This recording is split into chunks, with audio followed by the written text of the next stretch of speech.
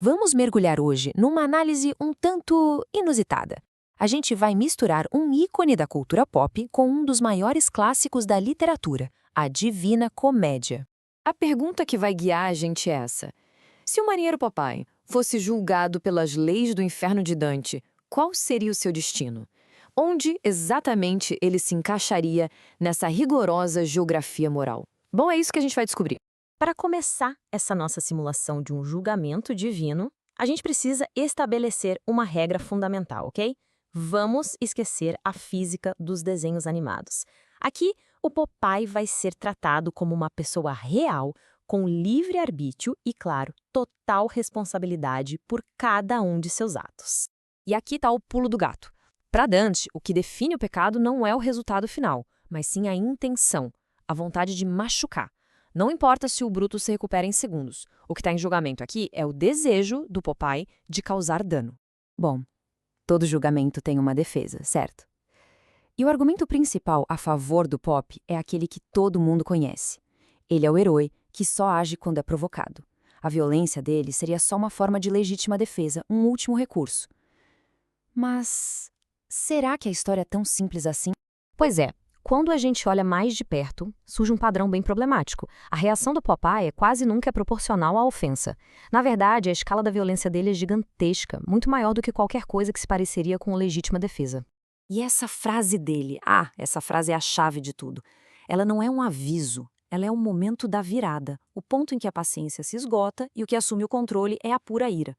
Uma ira que não quer justiça, quer aniquilação. E isso nos leva, claro, ao espinafre. Do ponto de vista teológico, aquilo não é só comida. É quase um ritual, um catalisador que ele usa conscientemente para se preparar para o ato de violência. O processo é muito claro e é calculado. Ele não explode de raiva e parte para a briga com a força que tem. Não. Ele pega a lata, ele come o espinafre, com o objetivo claro de se tornar uma arma de destruição em massa e só depois ele ataca. Isso tira qualquer ideia de crime passional e coloca uma coisa muito mais grave na mesa: a premeditação. Mas agora a análise fica muito mais sombria, porque a gente precisa ir para as fontes originais, lá nos quadrinhos de E.C. Seeger, e é lá que a gente encontra a evidência mais devastadora contra o marinheiro. Sim, nos quadrinhos, existem registros claros de Popeye sendo violento com a Olivia Palito. Cenas em que ele a estrangula, em que ele a agride fisicamente por causa de uma simples discordância. Isso simplesmente destrói o argumento de que ele é um herói. A violência contra aquela que ele deveria proteger é uma das ofensas mais graves que existem. E para selar o caso, a gente tem a famosa frase dele. Teologicamente falando, isso não é uma declaração de autoaceitação. É uma declaração de teimosia, de orgulho da própria natureza. E o mais importante, uma recusa total a se arrepender. Ele não tem a menor intenção de mudar.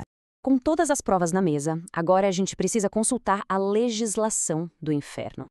E a lei de Dante faz uma distinção muito importante. A diferença é entre pecados de impulso e pecados de malícia. E a diferença é essa aqui.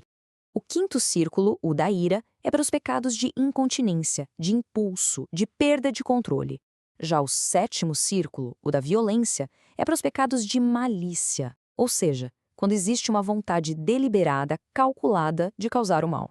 A violência do Popeye, planejada com espinafre e direcionada até mesmo contra Olivia, se encaixa perfeitamente na segunda categoria.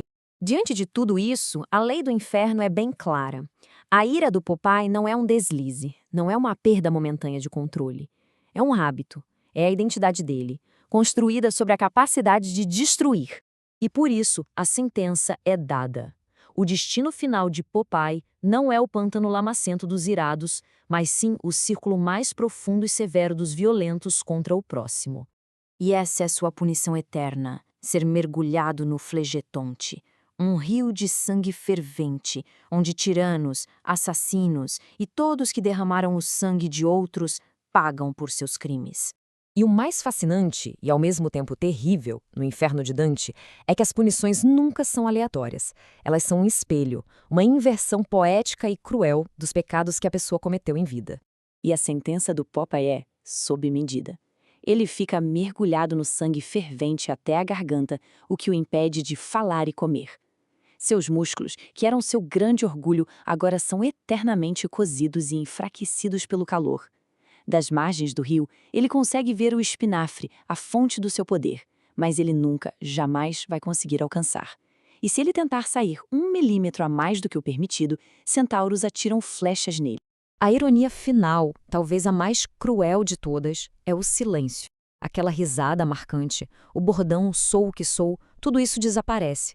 A única coisa que resta é o som do sangue fervente borbulhando na sua garganta, forçando-o a engolir, literalmente, a substância da sua própria violência. No fim das contas, a sua condenação se torna a realização literal e eterna da sua própria filosofia de vida. Ele finalmente é o que é. Uma alma que se definiu pela violência e que agora está para sempre mergulhada na consequência direta dela.